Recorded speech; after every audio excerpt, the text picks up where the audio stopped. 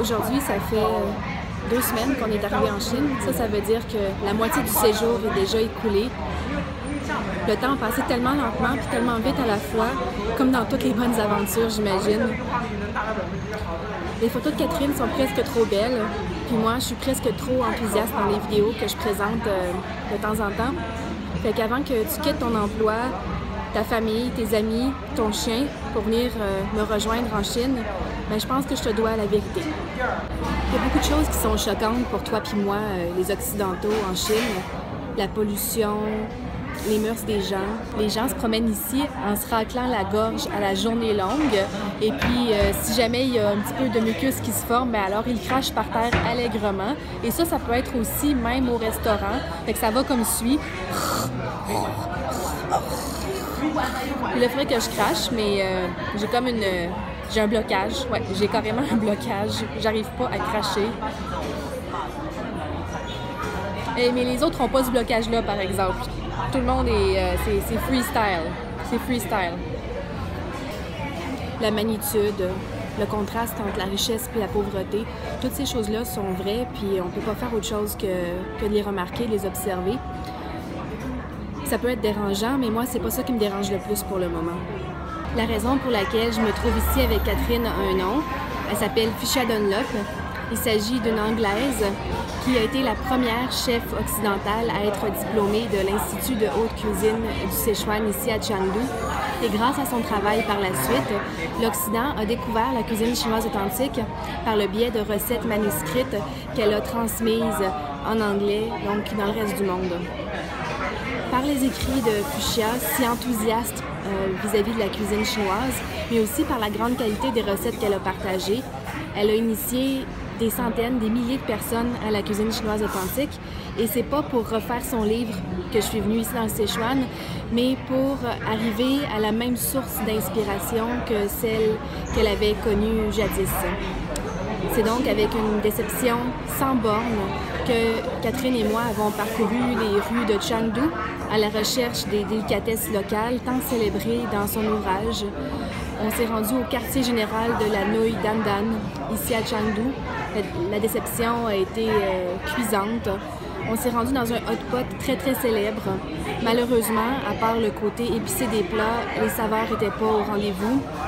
On s'est rendu aussi dans un restaurant spécialisé en long shao shou, qui sont des dumplings qu'on retrouve, là, qu'on mange en soupe.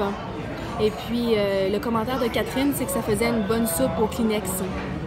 Le simple fait que ce vieux stéréotype-là lui soit venu en tête en mangeant la soupe m'a enlevé toute envie d'en parler parce que je suis pas venue en Chine, au Sichuan, pour réitérer les clichés que les gens entretiennent vis-à-vis de la cuisine chinoise.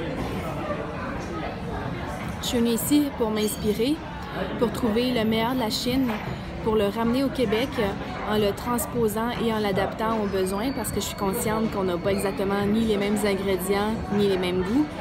Mais jusqu'à présent, le Sichuan a été une déception incommensurable. Jusqu'au Mapo Tofu, un plat de tofu qui fait la notoriété aussi de la ville.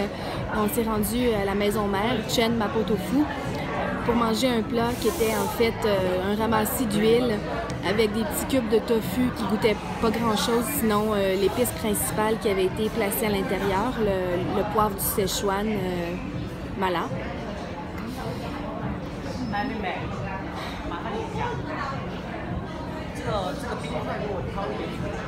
Je suis convaincue que mon projet a encore sa place, puis que mon propos culinaire a encore du sens, mais j'aurais aimé que la Chine d'aujourd'hui m'aide davantage à amener ce message-là au Québec.